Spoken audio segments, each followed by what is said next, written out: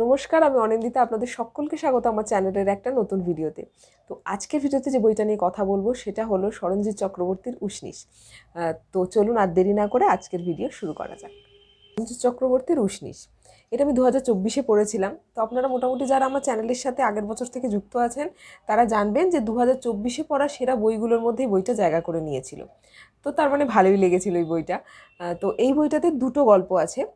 প্রথম গল্পটার নাম হলো আড়ালে রয়েছে সে, দ্বিতীয় গল্পটার নাম আড়ালে ছিল না কেউ। এবং এই দুটো গল্পই হচ্ছে ঐতিহাসিক থ্রিলার, এবং ঐতিহাসিক থ্রিলার এই জনরাটা আমার জন্য নতুন ছিল, আমি প্রথম পড়লাম এটা। তো এই দুটো গল্পেরই প্রেক্ষাপট হচ্ছে ষোড়শ শতকের শেষ এবং সপ্তদশ শতকের শুরুর মাঝামাঝি সময়টা। তো প্রথম গল্পটা যেটা, সেখানে সেই সময় আকবর ছিলেন বাদশাহ, মুঘলদের রাজত্ব ছিল।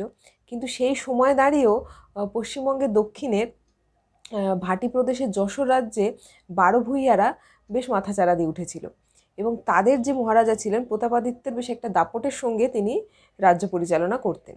এবং সেই সময় দাঁড়িয়ে সবথেকে যে সমস্যার সম্মুখীন মানুষ হতেন তারা হচ্ছে জলদস্যুদের মানে অত্যাচারে মানুষ একবারে জর্জরিত ছিল। এটাই ছিল অন্যতম প্রধান একটা সমস্যা। তারা কী করতো, জলের মধ্যে থেকে টাকা পয়সার সাথে সাথে মানুষও লুট করে নিয়ে চলে যেত এবং তাদের কৃতদাসের বাজারে বিক্রি করতো। কিন্তু এই মহারাজা প্রতাপাদিত্যের জন্যই এই জলদস্যুরা ঠিকঠাক তাদের তাণ্ডব চালাতে পারছিল না।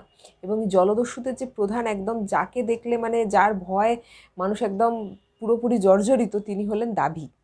এবং এই দাভি যেহেতু মহারাজের জন্য তার সেই জায়গাটা মানে কমে যাচ্ছিল, তার তাণ্ডব সে চালাতে পারছিল না, তাই মহারাজকে জব্দ করার জন্য তার মহারাজের এক আত্মীয়কে জলপথে তারা অপহরণ করে এবং মহারাজকে তারা জব্দ করতে চায়। মহারাজকে বলতে চায় যে সমস্ত পাহারা সরিয়ে নেয় যাতে তারা তাদের মতো করে তাণ্ডব চালিয়ে যেতে পারে।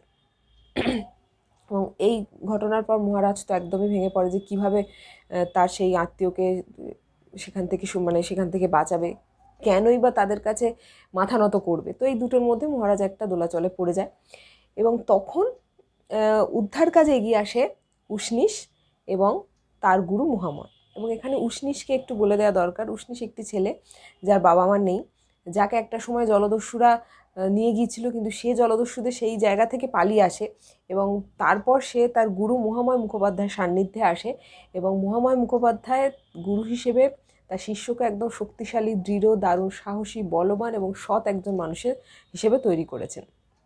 তো কীভাবে যশোর রাজ্যের সাথে ওনারা দুজনে যুক্ত সেটা আমি বলবো না, সেটা আপনারা বই পড়লে জানতে পারবেন। কিভাবে তারা এই যশোর রাজ্যে আসে, কিভাবে উষ্ণিসের এই গল্পে আগমন ঘটে এবং কিভাবে যশোর রাজ্যে সে এসে পড়ে, সেটা আপনারা বইতে পড়বেন, সেটা আমি বলবো না।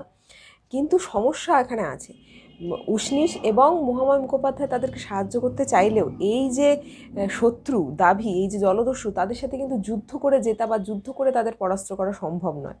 কিন্তু যে শত্রুকে যুদ্ধে পরাস্ত করা সম্ভব নয়, তাকে কিভাবে পরাস্ত করা যায়, কোন পথেই বা তাকে পরাস্ত করা যাবে, তো সেগুলো সবই আপনারা বইতে পড়বেন। এবং আদৌ কি পরাস্ত করা যাবে, আদৌ কি সেই ত্রাস থেকে মানুষকে বাঁচানো যাবে।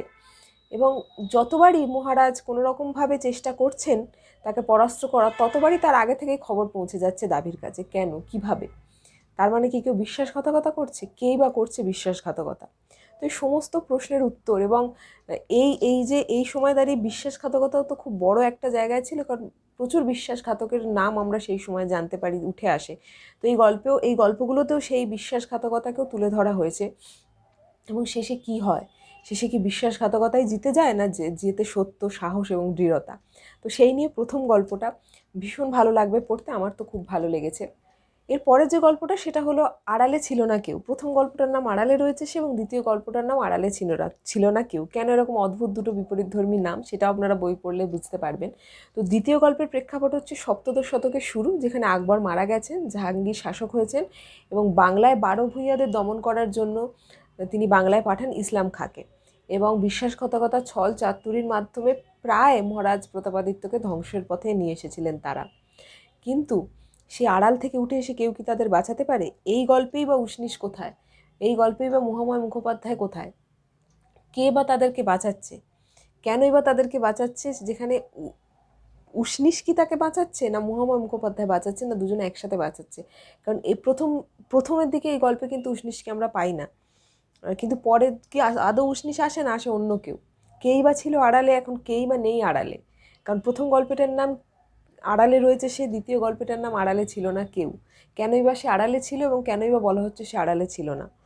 তো দ্বিতীয় গল্পেও যে এমন শত্রু যাকে যুদ্ধে পরাস্ত করা সম্ভব নয়, যাকে আক্রমণ করে পরাস্ত করা সম্ভব নয়, তাকে কিসের দ্বারাই বা পরাস্ত করা সম্ভব। এই বইটা পড়ার পর একটা জিনিস আমার খুব মনে হয়েছে, একটা জিনিস খুব ভালো লেগেছে, যে সবসময় রিয়াকশান বা সবসময় অ্যাকশানই কিন্তু, মানে রিয়াকশানই সবসময় প্রপার অ্যাকশান না। কোনো কোনো সময় স্টেপ ব্যাক করে সবসময় যে তরোয়াল ছুরি ধরেই অস্ত্র, মানে যে তথাকথিত যে অস্ত্র বলা হয় সে অস্ত্র ধরেই যে যুদ্ধ করা যায় তা নয়। কিন্তু আমাদের সব থেকে বড় যে অস্ত্র, এই অস্ত্র দিয়েও কিন্তু যুদ্ধে জেতা যায়। শেষমেশ কী হয়? আবার কি মহারাজা প্রতাপাদিত্য তার সেই রাজ্য বা তার সেই সম্মান ফিরে পান? কেই বা তাদেরকে সে সম্মান যদিও বা ফিরে পান, তো কে বা ফিরে দেন? বা না ঘটে অন্য কিছু? কে জেতে? বিশ্বাসঘাতকতা, ছল, দৃঢ়তা, সত্য, কিসেরই বা হয় জয়? যুদ্ধই বা হয় কিভাবে এবং সে যুদ্ধে পরাজয় হয় বা কীভাবে? তো একদম অন্যরকম একটা যুদ্ধের গল্প এই বইটাতে আপনারা পড়তে পারবেন। কেন এবং অদ্ভুত ধরনের দুটো নাম। লেখকের লিখন শৈলী অসাধারণ, এত ইন্ট্রিগিং যে একবার পড়তে শুরু করলে শেষ না করে আপনি উঠতে পারবেন না। আর একটা জিনিস খুব ইন্টারেস্টিং এই বইটাতে, যেটা আরও বেশি করে মানুষকে বইটার সাথে আটকে রাখবে, আপনি যদি দেখেন এরকম 1, 2, 3 করে ভাগ করা হয়েছে লেখাগুলোকে, এই এরকমভাবে ভাগ করা হয়েছে। তো আপনি যখন বইটা পড়বেন, আপনি যখন 1 নাম্বার যে জায়গাটা পড়ে শেষ করলেন, 2 যেখান থেকে শুরু হচ্ছে তার ওপরে কি হতে চলেছে পরে তার একটা ছোট্ট লাইনে লেখা আছে। যেমন আমি একটু আপনাদেরকে বলে দিলে হয়তো আপনারা বুঝতে পারবেন। যেমন প্রথম আপনি যদি, আমি এখানে 12 নম্বর যে এটা রয়েছে, ভাগটা রয়েছে, সেই ভাগের কথা বলছি। রাতের অন্ধকারে ধুমঘাটের কোনো একটি বাড়িতে কি হয় সেই বাড়িতে, তারপরে 13 যখন শুরু হচ্ছে তার উপরে লেখা আছে জলদস্যুদের জাহাজ। মানে আপনাকে ওই ছোটো ছোটো ক্লুগুলো দিয়ে আরও বেশি আপনার মনে ইন্টারেস্ট জাগিয়ে তোলা হয়, যার ফলে আপনি একদম গল্পটা শেষ না করে উঠতে পারবেন না। তো সেইটাই বইটার একটা প্লাস পয়েন্ট, যে আপনাকে ধরে রাখবে শেষ অবধি এবং ওই ক্লুগুলো দিতে থাকবে যাতে আপনি আরও বেশি কৌতূহলী হয়ে বইটা পড়তে থাকেন।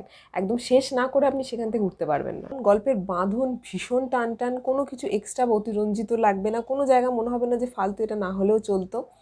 আর একটা জিনিস হচ্ছে চরিত্রের মানে ডেভেলপমেন্টগুলো অসাধারণ, চরিত্রায়ন, চরিত্রের ডেভেলপমেন্ট সব কিছু অসাধারণ। বিশেষত মহাময় মুখোপাধ্যায়ের যে চরিত্রটা আমার এখানে সব থেকে বেশি ভালো লেগেছে, মহাময় মুখোপাধ্যায় এবং উষ্ণীষের যে চরিত্রটা। কারণ আপনি যদি কুরুক্ষেত্রের যুদ্ধে দেখেন, শ্রীকৃষ্ণ এবং অর্জুনের যে যুগলবন্দিটা এখানে আমার অনেকটা সেরকম লেগেছে, যে অর্জুনের অস্ত্রের মাধ্যমে কি শুধু যুদ্ধে জয় হয়েছিল? না, তার সাথে সাথে ছিল শ্রীকৃষ্ণের মগজাস্ত্র। তো সেই দুটো মিলিয়ে এখানে খুব সুন্দরভাবে ফুটিয়ে তোলা হয়েছে কে অর্জুন কে কৃষ্ণ, সেটা আপনারা বই পড়লে জানতে পারবেন। এবং কীভাবেই বা মগজাস্ত্রের মাধ্যমে ঘটনাগুলো একের পর এক ঘটে, এবং শেষটা ভালো লাগবে পড়তে। শেষে কী হচ্ছে আমি বলবো না, তবে শেষটা পড়বেন, পড়তে ভালো লাগবে, গল্পটা পড়তে ভালো লাগবে। যদিও এটা মানে কিশোরদের জন্য লেখা, কিন্তু তাও আমি বলবো কিশোর বলে না, যে কোনো বয়সের মানুষের পড়তে খুব ভালো লাগবে। আমার তো দারুণ লেগেছে। এবং এর সাথে সাথে এই বইয়ের মধ্যে আপনারা বেশ কিছু ফুল পেজ অলঙ্করণও পাবেন। আমি একটা দুটো আপনাদেরকে দেখানোর চেষ্টা করছি। এই যে এরকম ফুল পেজ অলঙ্করণও আপনারা পাবেন। তো সব মিলিয়ে বেশ ভালো একটা বই এবং প্রচ্ছদটাও খুবই সুন্দর। এই বইটা আনন্দ থেকে প্রকাশিত, বইটার মুদ্রিত মূল্য 350 টাকা। তো যদি না পড়ে থাকেন আমি হাইলি রেকমেন্ড করবো, অবশ্যই পড়ে দেখবেন। আশা করি আপনাদের ভালো লাগবে। তো এই ছিল আজকের ভিডিও। যদি ভিডিওটা ভালো লেগে থাকে একটা লাইক করতে ভুলবেন না, আর কমেন্ট সেকশন তো আপনাদের জন্য খোলাই আছে। যদি উষ্ণীষ পড়ে থাকেন তাহলে জানাবেন উষ্ণীষ কেমন লেগেছিল। আর আজকের ভিডিও এখানে শেষ করছি, দেখা হচ্ছে অন্য কোনো দিন অন্য কোনো ভিডিও নিয়ে। ততদিন নিজে ভালো থাকুন, আশপাশটাকে ভালো রাখুন, নিজে পজিটিভ থাকুন, আশপাশটাকে পজিটিভ রাখার চেষ্টা করুন, নিজে বই পড়ুন, অন্যকে বই পড়ার জন্য উৎসাহিত করুন এবং বই নিয়ে প্রচুর আলোচনা করুন। নমস্কার।